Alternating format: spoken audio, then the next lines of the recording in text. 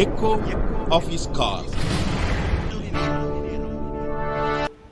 Dear friends, I greet you all in the wonderful name of our Lord and Savior Jesus Christ. मेरे प्यारे मित्रों, आप सभी को हमारे उद्धारकर्ता प्रभु यीशु के नाम से जय मसीह नमस्कार। I hope you are doing well. मैं आशा करता हूँ आप सब लोग अच्छे में हो। And I have brought greetings from our St. Paul's Matriculation School. और सेंट पॉल मेट्रिकुलेशन स्कूल की तरफ से जितने लोग काम करते हैं उन सारे लोग आप सभी को नमस्कार ज्ञापन करते हैं। Please pray for the children, teaching staff and non-teaching staff there. और कृपया जो लोग पढ़ाते, जो लोग नहीं पढ़ाते, जितने लोग काम करते और विद्यार्थी की तरफ से आप सभी को जय मसीह।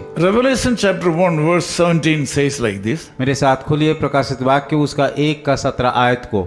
And when I saw him, he laid his right hand on me, saying to me, do not be afraid.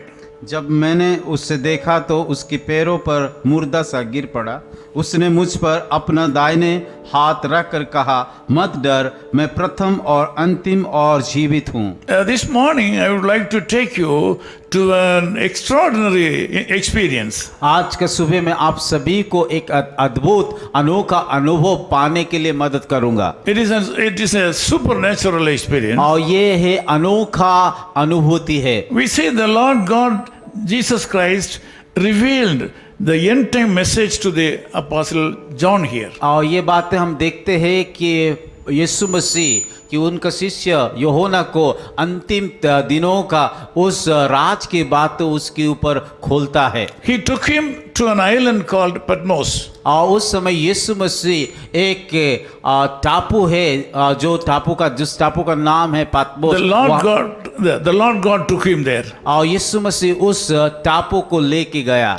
Verse 10 says, on the Lord's day, I was in the Spirit. और 10 आयत में इस प्रकार लिखा गया है, मैं प्रभु के दिन में आत्मा में आ गया और अपने पीछे तरीके का बड़ा सा शब्द ये कहते सुना। The Lord God is dealing this matter personally with Apostle John. और ये बातें यीशु मसीह व्यक्तिगत तौर से अपने चेलों के साथ कह रहा है। Even though the Lord was doing the things with his own disciple, Bible says the Lord's day.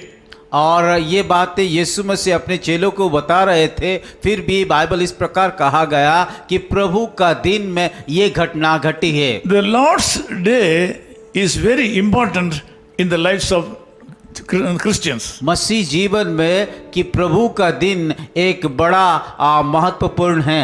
Lord's children are not expected to do their own job on Sunday or the Lord's day. और प्रभु का दिन या रविवार के दिन में प्रभु चाहता है कि हम हर एक बातों में क्या किए दूर हो करके उसकी आराधना करें। From Genesis to Revelation, we can see that the Lord has been respecting and honoring his church.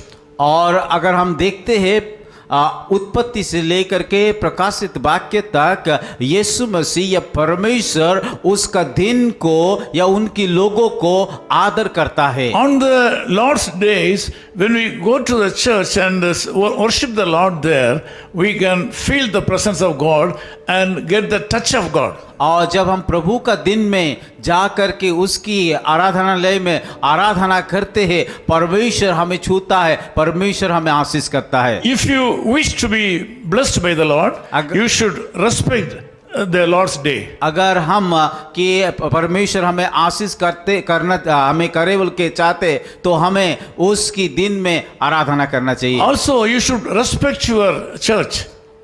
प्रभु का दिन को साथ साथ उस कलीसिया को हमें आदर करना चाहिए। Secondly, on that day, Apostle John got a revelation from the Lord. और दूसरी बात है कि उस दिन परमेश्वर के द्वारा कि यूहन्ना उसके चेला एक प्रकाशन पाया है। When he got the touch of God, Bible says he fell on the feet. और जब परमेश्वर यीशु मसीह उसको छुआ है वो गिर पड़े हैं।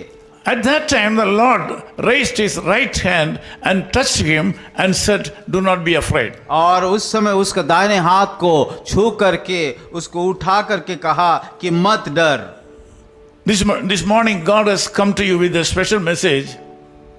आज का सुबह परमेश्वर एक खास संदेश लेकर के आया है। If you are afraid of certain things in your life, अगर आप किसी बातों को लेकर के डर रहे, if you are worried about your sickness in your body, अगर बीमारी को लेकर के आप चिंतित है, if you are upset because of the financial crisis in your body, आर्थिक life, समस्या लेकर के आप चिंतित है, this morning the Lord God is touching your life. और आज का सुबह ये बातों को याद रखिए, परमेश्वर इन सारे बातों के ऊपर छूता है। He is reaching you through his right hand. और उसके दाहिने हाथ के द्वारा वो छूने के लिए चाह रहा He है, is touching you and say, और वो छू करके कह रहा है, my son, my daughter, do not be afraid. मेरा बेटा मेरा बेटी कि आप मत डरिए। The Lord has a special power upon you. परमेश्वर का शक्ति आप लोगों के ऊपर रखा है, You are being touched by the power of God. और उस परमेश्वर के उस सामर्थ के द्वारा वो आपको छूना चाहता है। This day will be a blessed day for you. आज का दिन होने दे कि एक आशीष का दिन हो पाए। The Lord has to do so many things